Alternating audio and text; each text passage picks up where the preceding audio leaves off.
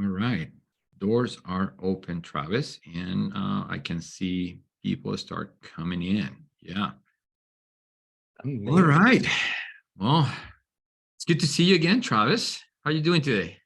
I am good. It's great to see you again, Carlos. When was the last time we saw each other? It was at Brighton, yeah? It was at Brighton, just a few miles away from North America. A So few yeah, in thousand April, miles.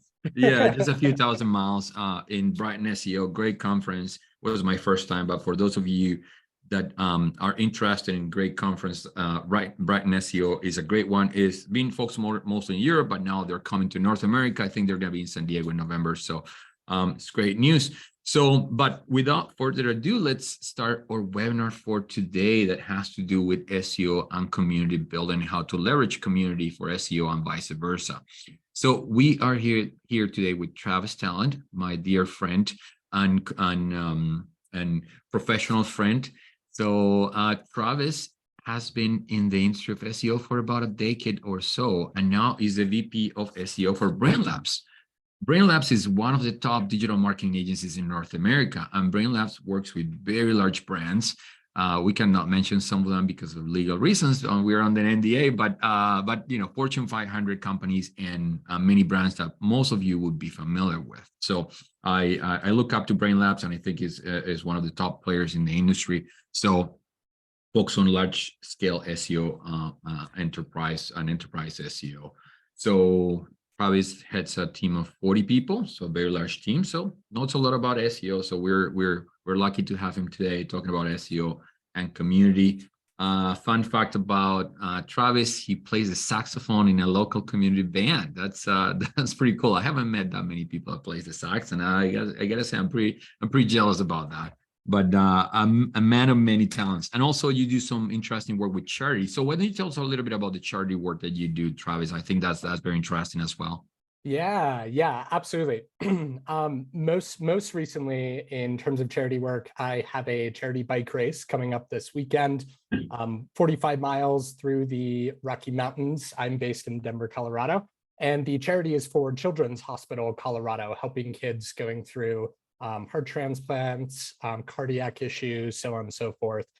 Very excited to be supporting that charity. I've raised about $700 so far. I'm going to match dollar for dollar of all of that, so we can really have an impact. And the group itself has raised over $75,000 so far. So Wow, that's awesome. yeah, That's it's awesome.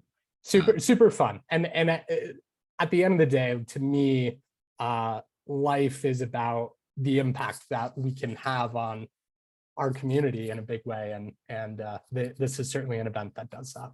Yeah, it's all coming together. So that's very inspiring, Travis, and thanks for sharing that. I can see that you have the little moss got there. So that's a good reminder. So we're going to be in Moscone. So Crowd Content is going to be in Moscone. Travis is going to be in Moscone, is in August 7th and 8th. And we have a really cool wine tasting event. So if you like free wine, like most people do, or some of us do, we're going to have a wait list. So for you to attend, we have a very small number of seats, but we'll have a QR code that we'll be sharing for people that want to attend and put their name into a wait list, and hopefully get a spot.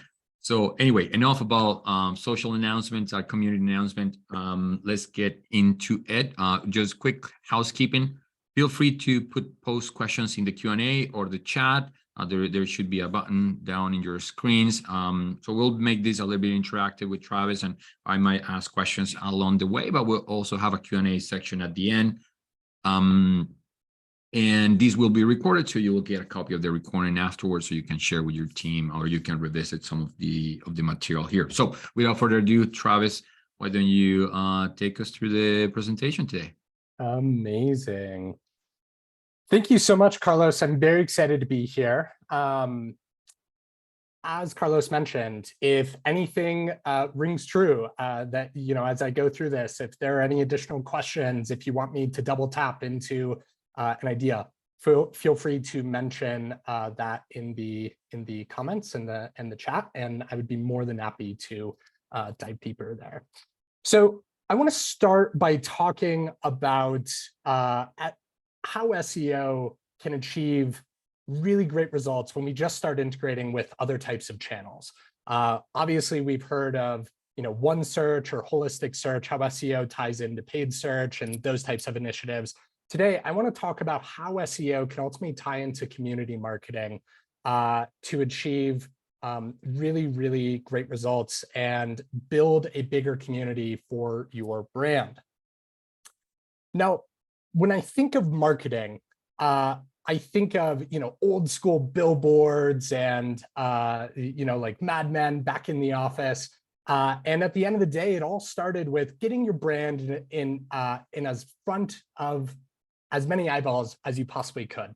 So I think of like Times Square, Piccadilly Circus in London, just like billboards everywhere. Now, of course, these are digital today, but back in the day, they weren't digital, and it was a very big deal, and still is a big deal to get your brand featured in one of these types of locations.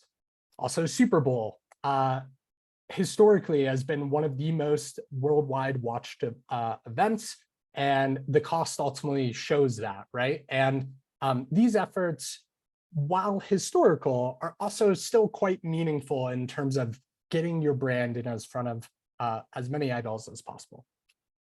But then we evolved. Marketers got smarter. They started to think about, well, where should we be showing our brands, and what type of complementary products could we start to incorporate? So we think of like Coke and rum, and then all of a sudden, back in the day, there was a billboard for Coke right over Four Roses rum.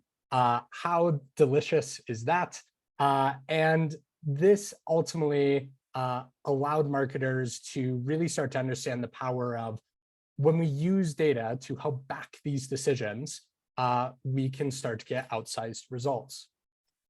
And then, of course, the digital revolution happened, where we can target specific audiences with very specific messaging. So we have something like cart abandonment, emails that come through and say, hey, you didn't quite purchase, go through and purchase.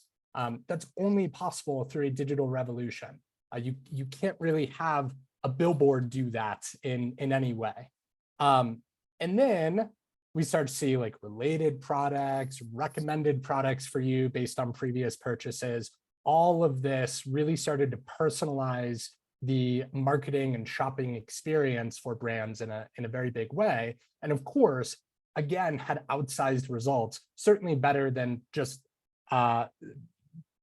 throwing up a billboard and hoping for the best. And then with the advent of Twitter and Snapchat and Reddit and YouTube and now TikTok, we can see communities are really thriving, and the brands that interact with their communities in big ways on these platforms can thrive. I think of Meow Wolf. Meow Wolf is an immersive art exhibit based out of originally Santa Fe, but now they have locations in Denver and Vegas, and I think they just opened a few up in Texas as well. And when we think of these types of communities, like anyone who knows Meow Wolf is very involved in that type of community. And the digital platforms that help build that community really help amplify and provide a space for that community to thrive. But all this to say, marketing has evolved in many ways. We start off with that broadcast approach where it's one-to-many, think of that as billboards. Then we go into narrowcast where we can say, cool, now we're tying in demographic information. We can show local advertising on, say, TV or radio, to where we can be a lot more targeted. Again, that personalized experience. And then last but not least, the world we live in today is community. We know offline, things like billboards, TV, radio tends to play in the broadcast, narrowcast space, whereas digital can really play in any of these spaces, with everything from digital billboards all the way over to community. But I'm here to assert a really, really important thing, and that is, regardless of any of these efforts, what ultimately drives someone to purchase is hearing from your own community. So I know from conversations with family members and friends that certain brands make better TVs than they do fridges, and that is ultimately going to influence my decision in a very big way in terms of what I'm ultimately purchasing, from a fridge to a TV. So when we think about these communities, brands who succeed build a unique community that ultimately connect them with each other. It's not just about the brand speaking to an individual, it's about the brand creating an environment where the individuals can speak to one another and be really, really confident about that.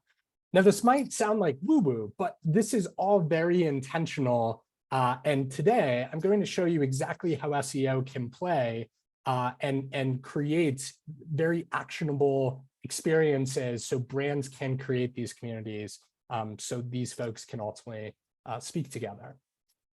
When I think of brands with great communities, Lego, right? Everyone loves Lego, generations love Lego. I think of Adidas, I think of Apple, I think of Lululemon. These are all brands that have really built amazing communities around them to where people are talking about the latest product launches.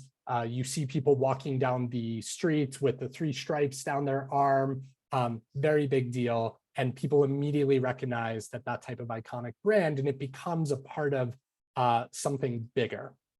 But I'm here to say, like, you don't have to be the Legos or the Adidas or the Apples of the world to still see these types of results. Sphero, it's a great brand based out of Boulder, Colorado, that builds kids' educational robots and toys. F5 Networks in the B2B space, focusing on servers, any type of network stability. Cirque du Soleil, right?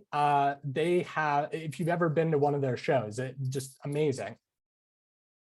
Again, in the B2B space, we see Wix. I think Wix does a great job building community, especially in the SEO space over the last few years. They've really ramped up efforts all the way over to something like Atomic Gold in the e-commerce retail space for selling things like jewelry. That's where most of my rings are from.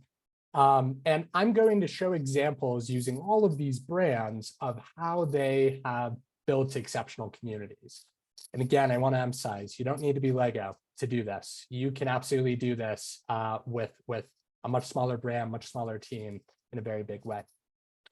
Carlos, I would love to hear from you. You and I were chatting a bit about some other brands that have great communities. Yeah, I think I can think of HubSpot has created a great community around marketing, marketers, SEO, etc. Canva design, right? Like huge community. I think didn't it start as a community? I know Dribble. Was it Dribble that I started as a community as well, and then ended up being a product. Atlassian with Jira.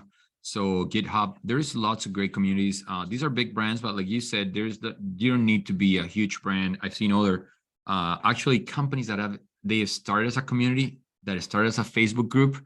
So I belong to one called Rhodium Weekend. It started as a Facebook group and now is a peer network, right? So there's a lot of community building that ends up being a product, or a lot of products and brands that end up having a community. So I agree with you, Travis. There's no need to really be a Fortune 500 or Fortune 50 to build a great community. It's just, I guess the intent of building a community.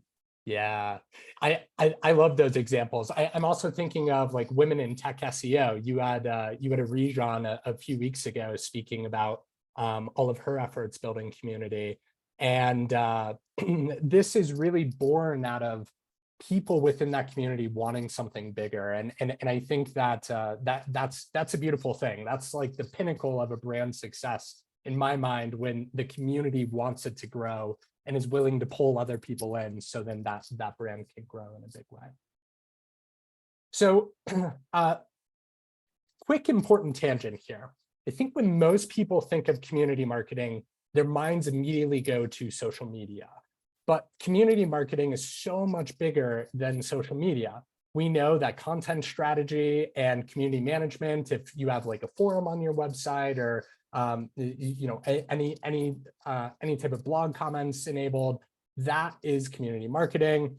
Focusing on video engagement, that is also community marketing, all the way over to things like trade shows and focusing on partnerships. That is also community marketing.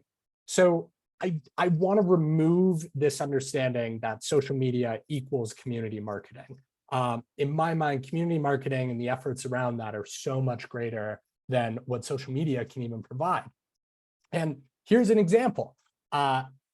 Is Twitter dying? Over 3,600 people per month are searching for this, right? Like, if we had thrown all of our eggs in the social media marketing basket as our community marketing, it's a tough spot. And there are many, many brands and many influencers who are in that spot today where they've over-indexed on relying on these platforms.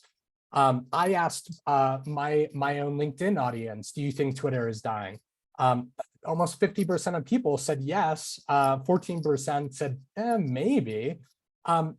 Obviously not a large sample size, only 56 people, but we know that sentiment and perception changes over time.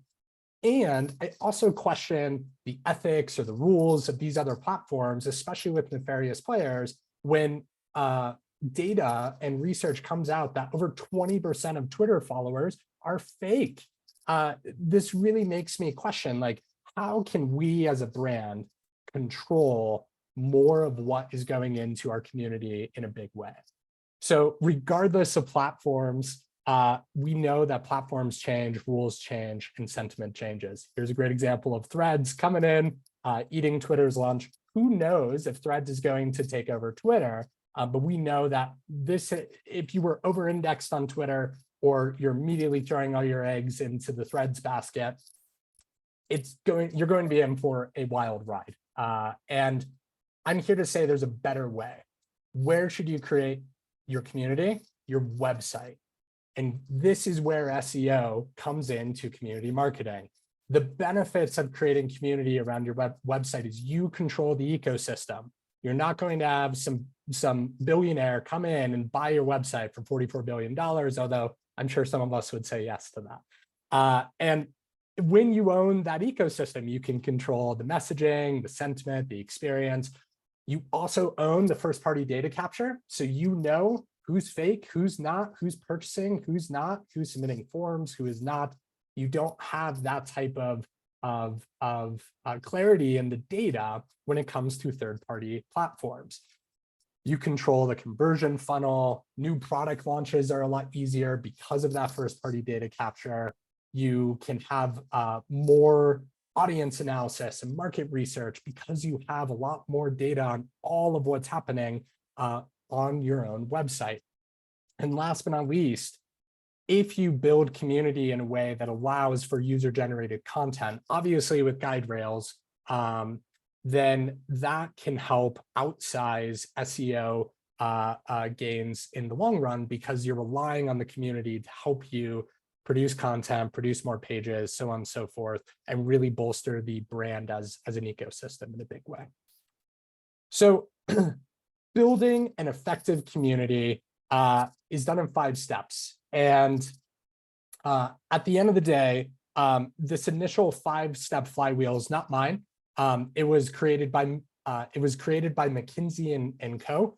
But I've taken it one step further to apply where SEO can plug in every step of the way for each of these steps. So then we can ultimately tie the work that we do day in, day out to this community marketing flywheel. The initial article, in my opinion, indexes too much on social media and needs to index more on creating your own community within your website. So step number 1 of this flywheel is to create that community. To do this, you need to know your core audiences.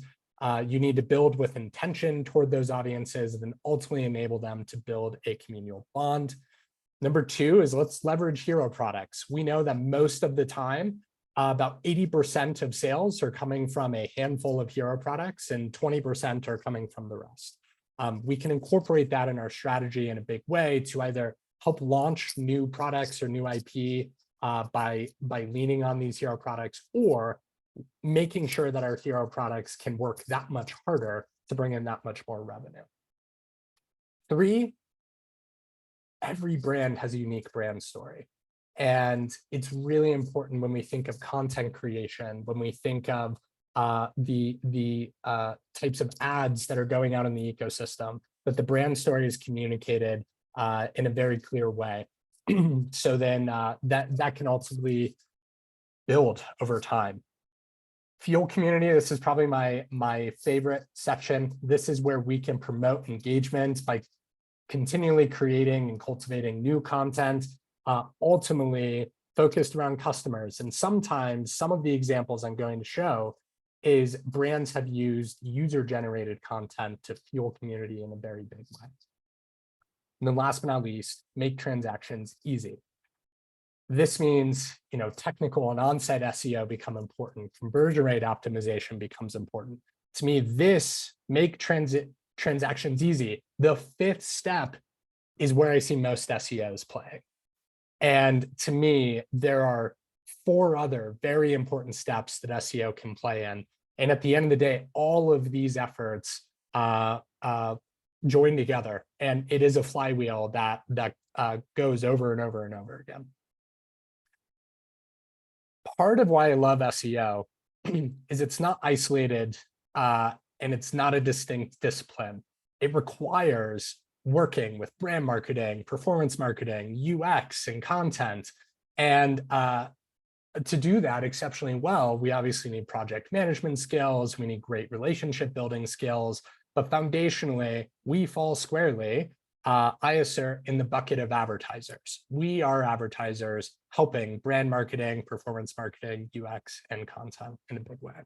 Now, Carlos, you and I chatted a bit about where we kind of see SEO becoming siloed in some ways. And I would love to hear about, what is your observation of when SEO can start to work with other teams like content or brand marketing? What do you think the outcome of that ultimately is? So I agree with you. I think what happened with the evolution of SEO is SEO got really complex, multi-layer to become this multi-layer role. But then SEOs went down this rabbit hole and kind of on their own world and kind of forgot about everybody around them. And I think there is a space for collaboration all across. Like if you have a marketing strategy, is that a business strategy dictates your marketing strategy, which dictates your organic and inorganic strategy, and so on and so forth. But I think SEO is just a piece of the puzzle and needs to collaborate with everybody else across the marketing efforts and even the sales efforts, right? Like I think SEO has to be very plugged in with the sales team. They need to be very plugged in with the product team, with R&D, but also with the social media team. I think they shouldn't be actually that much different. I think SEO and social media and community should all go hand in hand, right? And now more than ever, I think SEO got to a point where it was about all the keywords and then page speed and all that stuff and all the good stuff around technical SEO. But I think it's now going the other way, which is more about the quality of the content, right? And being helpful and having something interesting to say, which is the same for social media, which is the same for sales enablement and whatnot. So I think there is a bigger role of SEO collaborating across the different facets of marketing. Yeah. Something that sparked to me as you said that is, in my opinion, the best SEOs are the ones who understand business and the ones who understand marketing as a whole, right? Because they're able to have this wider perspective of, sure, right now I need to be looking at keywords, but in the long run, my ultimate objective is how do I ultimately achieve more sales? How do I achieve more of the business KPIs that are ultimately affecting the bottom line of the business? And I think collaboration among teams, all of these different teams, is ultimately what moves that needle in a big way and gets SEOs out of their silo. So that's to say, like, SEOs deserve a seat at the community marketing table. When I think of community managers owning content, SEOs absolutely have a role in identifying what that content strategy should be and what topics we should write about, so then the brand is ultimately more discoverable on Google. We have a role to play in video strategy, YouTube SEO. Should you go on YouTube? Should you embed videos on the website? So on and so forth, so we can really engage that community. And then last but not least, when we think of trade shows, when we think of partnerships, SEO can absolutely play a role there in the go-to-market strategy, and even creating content to help bolster sales enablement efforts and to help bolster thought leadership in the space, both pre-trade show, post-trade show, so on and so forth. So here are the 5 steps of the community marketing flywheel and various SEO efforts that that can build underneath each of them. And I'm going to show examples of each of these steps. So don't feel like you need to write all of this down. But when we think of creating community, I think of holistic search, right? Like being able to understand how is the search engine results page as a whole showing for that person's search query? Is it showing videos? Is it showing blue links? Is it showing a local map? Obviously, SEO has a role to play in identifying what that strategy should be. When I think of something like leveraging hero products, I think of what is the site hierarchy and how are we using internal linking to link to those hero products and to help promote hero products, or even leverage the already ranking and performing hero products pages to launch new IP.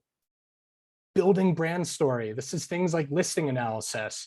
When you are searching on Google, are you seeing maybe some skepticism around a certain product of yours? And if you are, that's really important for you to pull into the content strategy. So then you can ultimately answer people's search queries, make sure that there's maybe good digital PR out there that helps combat any misconceptions around your individual brand or products. Fueling community. If you have any type of forums, any type of blog, that becomes very important. I think of keyword listening, and I think of YouTube strategy. TikTok strategy could even play in here in terms of what are people searching for on TikTok. And then last but not least, making transactions easy. Things like technical and on-site SEO matter, all the way down to things like conversion rate optimization. Now, all of these combined become very, very complex and very, very complicated and robust. But we know that we can use tech to help scale these efforts in a big way. I'm going to show what some of that looks like. And last but not least, when you think of this holistic strategy, it's okay to focus on any one of these pillars for a certain period of time. So say 1 month or over the course of 1 quarter, you're going to focus on how do we create community? And then the next quarter, you're going to focus on, cool, how do we leverage these hero products? So this doesn't all have to be done all at the same time. It can ultimately build over time. So I'm going to launch into my examples and go step by step into what some of this looks like. Now, step number 1, when we think of welcoming that community, it's really important for us to understand where the audience is searching. So here's an example of some work that we did for a very large pet care company who wanted to understand what is the search experience across multiple platforms during the entire customer journey or the lifetime of that pet.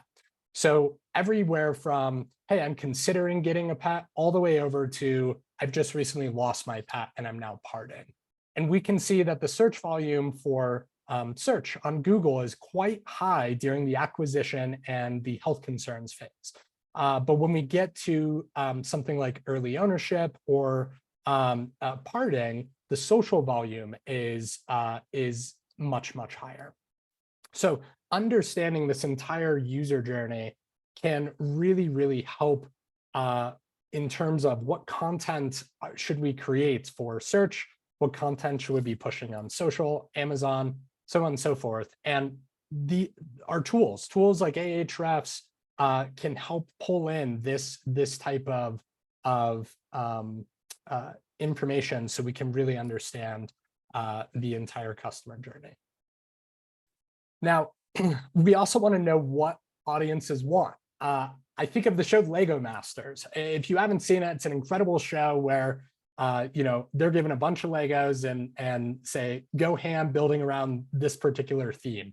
And to me, this show is such a great way to build community around how do we get more people speaking about Legos? How do we really appeal to the loyalists, but also maybe people who don't play with Legos, but watch Netflix and are able to find this type of show through that own discovery. all the way over to an example from Adidas of their Runtastic blog. Being able to understand, these are folks who are massive runners in the space, and they want to understand, how do I have better running cadence? How do I adjust my steps per minute? So doing this type of research can help you understand where should you ultimately target your efforts to help build that community around them. This is also where localized and regional strategies become paramount. If you are a global company, understanding that people search for the same things in different ways across countries and across different regions is big.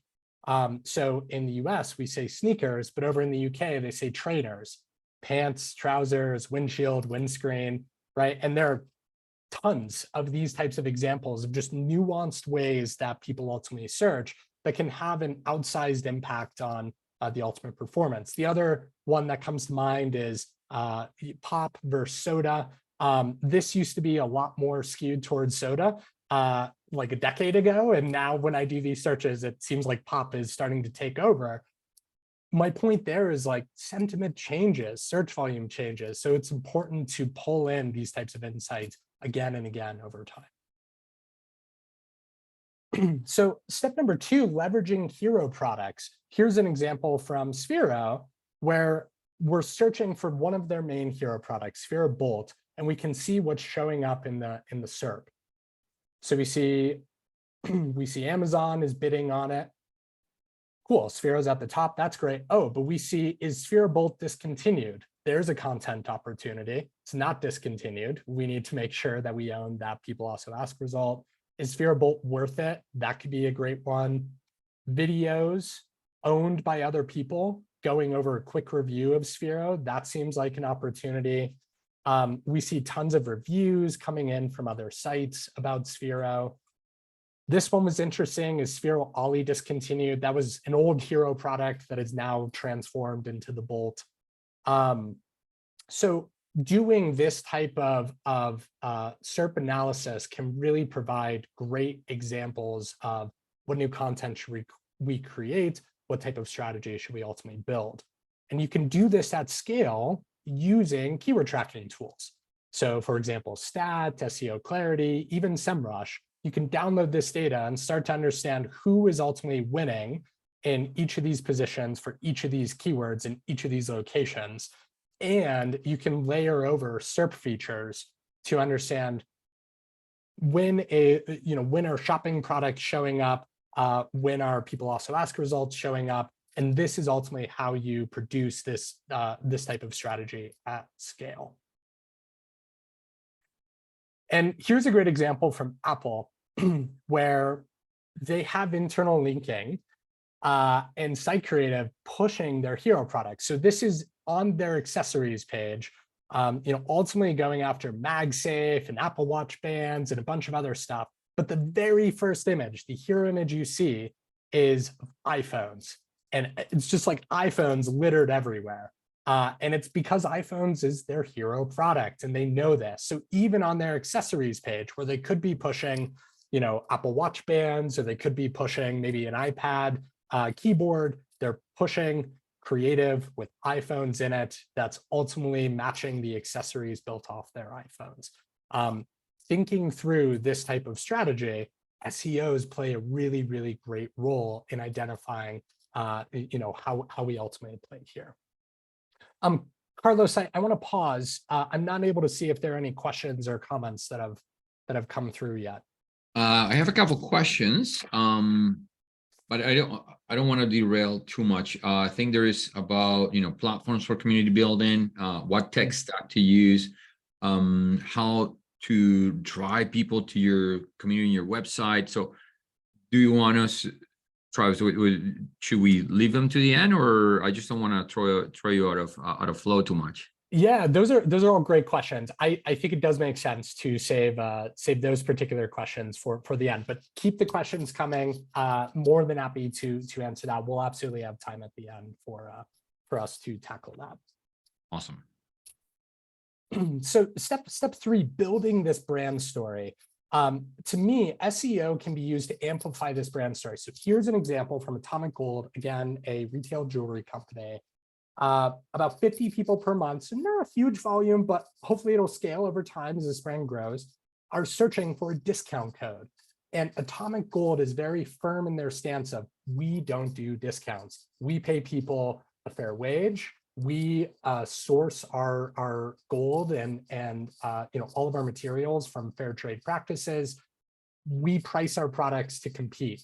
And this page is ultimately what's ranking for something like Atomic Gold discount code. So this is a great example of, even when you don't offer a discount, you should still have a page that's helping to amplify what your brand story is, so then people can become even that much more excited about purchasing products from you. Here's an example from Cirque du Soleil. When we build content, we can start to really understand what people are searching for, even using Google's own SERP tabs. So in this example, if you search for Cirque du Soleil past shows, about 500 people per month are searching for that. But then there are even more people searching for the time period. They want the order of all the shows. They want the shows that were in the 2000s. They want multimedia. They want videos and images. They want regional. They want to know, hey, what show did I see back in Houston many, many years ago? So using this type of information is ultimately what's guiding this content strategy for a brand like Cirque. Now, when we get to step number 4, fuel community, this to me is where it gets really, really exciting. And I want to acknowledge, doing the efforts that I'm about to present require dev team involvement. They require community managers to really help manage the content on the site and the experience. But if you're big enough to afford a strategy like that, it can do wonderful things. So here's an example from F5, where they have a whole forum called Dev Central, where people can go in and ask questions of, hey, how do I hook up F5 products to this particular thing? And they have community managers who have dev technical backgrounds answering these questions and engaging in this type of content. All the way over to, this is one of my favorite examples, is Lego's Ideas Hub, where people can go and put their own building instructions for the Lego products that they want to build. So if you want to build a cabin, you can go to Lego Ideas and ultimately find how to build a cabin. And doing this creates user-generated content on the site to where this can ultimately rank for many more keywords and many more search queries for folks who may have the same question. But it's also a great way to move away from the social platforms for your community and to bring them on your website, so you can ultimately understand how are people interacting with this content. When you go to launch a new product, now this becomes substantially easier because you already have a community of people who are invested in in you as a brand. So this is undoubtedly one of my favorite sections of this whole community marketing flywheel. When I think of other ways to create community built content, you can create your own guest post guidelines. Something like saying, here are the topics that we ultimately want to talk about. Here are our brand guidelines. Here are, here's what you can and can't say. This ultimately allows others to, other community members, other brands even, to get excited about posting and partnering with you. Sphero did this with their guest post guidelines. Another great example of this is Wix. I frequently see Wix posting examples from other SEO leaders in the community. And this is building up Wix own content library. Here's an example from a great colleague of mine, Grace, who just launched an article about how to build user journey mapping for your SEO strategy. So go check that out. Shameless plug there for Grace. But these types of efforts can yield outsized results. And step number 5, to me, this is where most SEOs play. This is where most SEOs thrive. And I hope the examples I've shown you in the first 4 steps inspire you and motivate you to get SEO involved in other ways beyond technical optimizations like Core Web Vitals, beyond recommendations like incorporating mobile wallets on the website. Like, yes, do these things, but don't forget about these other 4 steps that can really help drive not only SEO efforts forward, but community marketing efforts forward for the brand. URL and keyword mapping, when it comes to making transactions easy, is a really big one that I see most SEOs miss. Even big brands can miss this. So here's an example. Over 8,000 people search for blue iPhone.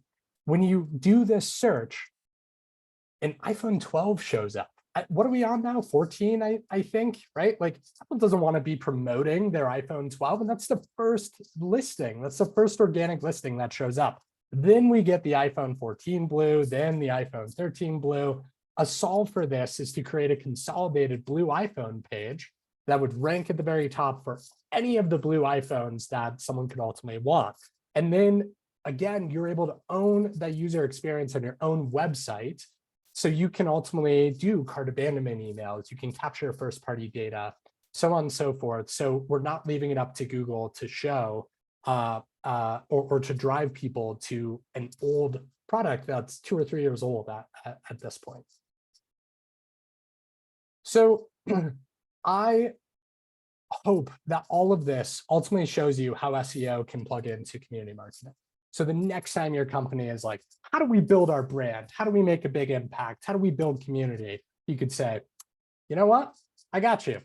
And here's ultimately what's next. Generative AI is coming. My opinion is this changes the format, but it does not change the strategy. The strategy maintains the same exact flywheel, but the tactics themselves just become a bit larger in terms of what we're ultimately looking at. So even as new platforms expand, TikTok, Threads, so on and so forth, incorporate those in that flywheel, but the strategy itself is sound, even as search experience and even as new tools enter the market. And my whole emphasis behind this is use social platforms to amplify your community, but don't use social platforms to build that community, because you end up in a situation with Twitter dying, Threads coming, and ultimately at the end of the day, Lego's Ideas is thriving. When you build a community, the results are astonishing. When we look at Hasbro revenue, it's down 12% year over year. When we look at Mattel revenue, it's down 7% year over year. The toy category itself grew about 1.5% year over year. When we look at Lego's results, their revenue is absolutely skyrocketing. Lego's growth year over year is 17%. This shows the power of investing in community. This shows the power of how SEO can ultimately play an outsized role in those community marketing efforts.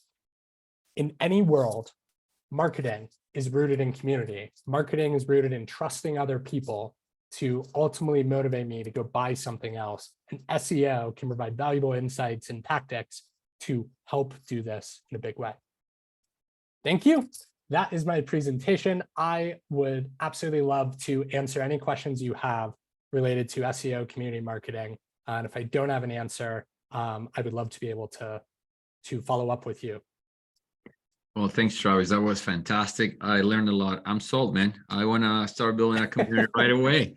But so I just wanted to mention when you talked about what is next, I think there is something that is not being talked a lot, and I think it's going to be massive. And it's this new feature, perspectives. You know, in May, Google announced it. They have been kind of very shyly kind of talking about mentioning it here and there. Everybody's so focused on SGE and AI, all that stuff, but not a lot of people is paying attention to perspectives. And I think it's going to be huge because this is all around, trust and firsthand experience and community building, right? So what Google is saying is that they're going to highlight, some high quality content that is being either created in a small forum or in any of these places where people express their opinions. So I think it's very important for SEOs to start looking into that, and community building could be a huge part to take advantage of this new feature that is coming out, perspectives. I think personal point of view, first-hand experience is going to become more important than ever. I think we're going to give back, or the platforms are going to give back power to creators, to content creators. So I think I just wanted to mention that, because I don't feel people are talking enough about this, and SEOs are, they're very focused on, a lot of them are focused on AI and what's going to go, what is going to happen with SGE and whatnot. But not a lot of people is talking about perspectives. I think that's where the folks should be on the creator, and really creating exceptional content, and community could be part of that strategy. So we have a few questions here. So you mentioned that at the end, don't rely on social media to build your community, but what are the best platforms to build community? I know beyond your own website, is there any recommendations on that front? Yeah, I think when I'm not saying throw social media out the door, just to be clear, it plays a very, very important role, but I wouldn't, if you have the opportunity to get people to come to your website and enter their email address so they can become a part of your newsletter or contribute in some way with content, that is going to have an outsized impact than relying on social media platforms to help you reach new audiences. So when I think of what are some other platforms to build community, I think it depends on the industry. Absolutely figure out which social platforms make sense to amplify that message so you can help draw a new audience. But what I've mainly spoken about today is how you can use SEO by creating new content and identifying what types of search queries people ultimately have. So then you can create content around that and get people coming to your website in a big way. Obviously, I'm an SEO guy. I'm going to say go in on, go all in on SEO. But to me, SEO can be a very powerful tool for community building. So yeah, it's something that I see most brands miss. I think they over-index on social platforms, where a decade ago, Facebook would show a brand post to maybe 40–50% of your audience. And now they show a brand post to like 3 to 5% of your audience because they want more ad revenue. If those brands focused on driving people to their website, that wouldn't necessarily be as large of a concern, because they would have that first party data. They would control that ecosystem, so they can reach, maybe not 100%, but 80% or 70% of that audience that has interacted with them. Yeah, no, I fully agree with you. So, but if, let's say you're starting, and this is another question, if you're just starting your community and you say, let's say you put it on your website and you build on your website, how do you get it off the ground? Like, how do you, create enough awareness and drive enough traffic to it? What would be your advice there, right? Because let's say, okay, I'm convinced, Travis, I'm going to start my community tomorrow. I'm going to get it on my website, but nobody knows about it. Like, how can I create enough attention and enough traffic so we can start building it and getting that effort off the ground? Yeah, what I love about this question is I'm involved in the Boulder startup scene and help students going through incubators and that type of stuff. And it's a question I get all the time. The answer is it's very personalized based on business goals, based on industry, so on and so forth. But a few guiding principles is identify where your audience is. And going back to that very first step of creating community, to create community, you need to understand where your audience is playing. Using a tool like SparkToro is great. You can immediately understand what hashtags that audience is using. You can immediately understand what Reddit threads that audience is subscribed to, what podcasts they listen to, what publications they read. And by using that type of tool and investing a lot into understanding your core audience and how your audience interacts with the internet, across all of those platforms, you can then build a very compelling strategy to get a brand off the ground. Sometimes that's SEO. Sometimes SEO maybe isn't the very first step that a brand should do. But the answer to that is ultimately underpinned by where is the audience. Okay. Yeah, Spark Toro. Yeah, could be a good tool. Rand Fishkin, founder of Moss. So definitely there's some credibility on that brand, of course. So I have two questions combined in one. So what would be the right tech stack to build your community? Let's say you're building on your website, or if you don't have the resource to build on your website, what other tech tools could you use to build a community? I would say right off the bat that I've seen communities built on Slack. So I think that's an interesting one, but I want to hear from you. Like, what are the options there to build a community that you own? Yeah, I love this question. Step number one is making sure that your analytics tech stack and your website is up to snuff. A lot of times, brands aren't tracking that entire user journey as someone interacts with the website. They are possibly tracking conversions, maybe that's lead forms, maybe that's transactions, but they're missing white paper downloads, or they're missing video views, or they're missing some other interactive components. And the more data you can build around the analytics tech stack on your own website, the more visibility you're going to have in how this community interacts with your content and across your entire site. In terms of tools I would recommend to do this, I think, again, it depends on industry and size, but HubSpot can be a good one, assuming it's deployed to its full capability, all the way over to things like Salesforce could be a great one. I've seen Telium used well. I've seen Adobe used well. I've seen Google Analytics used well. I think the long and short of it is, a lot of times I see companies paying for a Ferrari tool and they're driving it like a Toyota Corolla when it comes to their analytics tech stack. So really, really invest in driving those tools like a Ferrari and build it out so you can really understand that entire customer journey. Right on. Okay. I have another question here. How do you avoid being too salesy on your community? Like, of course, you want to build trust. You want to build that space for people to talk about, not only your service and product, but things around that particular topic, right? And you don't want to build trust. You don't want to be too salesy, right? Because people can see through that. So how do you think people should think about keeping that balance?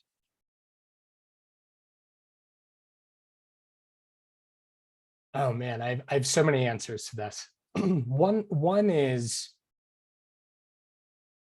understanding where the audience lives and what the audience is searching for, and then creating content around just being helpful to that audience is a really great way to just build up that entire like full funnel content strategy and to not be too salesy, right?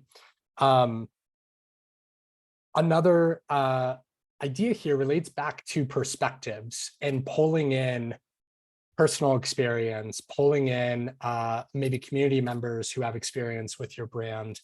And that ultimately using them and using your own experience to help guide what the product experience should ultimately be. And I think if you do that, then it comes across in a very genuine way and not in a salesy way. And then last but not least, when I think of that full funnel content experience and people searching for questions at the very top of the funnel, all the way down to someone ultimately converting, like at some point, it's okay to be salesy. At some point, it's okay to say, get a free demo. But that shouldn't be the very first page or the very first introduction to the brand that someone sees. So I would really understand that entire customer journey and know when it makes sense to go in for the sale, and which pages should ultimately have that as a call to action, and which pages should ultimately have maybe a white paper download or video view or some other asset as as the call to action rather than a sale. All right. Well, Travis, those are all the questions that we have, but this has been absolutely fabulous. I think or viewers, people in the audience will hopefully get a lot of value out of this. Remember that this has been recorded, so you'll get a copy of the recording. So if you want to share with your team or revisit your notes, again, Travis, VP of SEO for Brain Labs, and your host, Carlos Mesa, CEO of Crowd Content. Well, we'll see you all next time for another great webinar. Travis, again, thank you very much. And I'll see you soon. Absolutely. See you at MozCon. Yeah, see you at MozCon. Bye, everyone.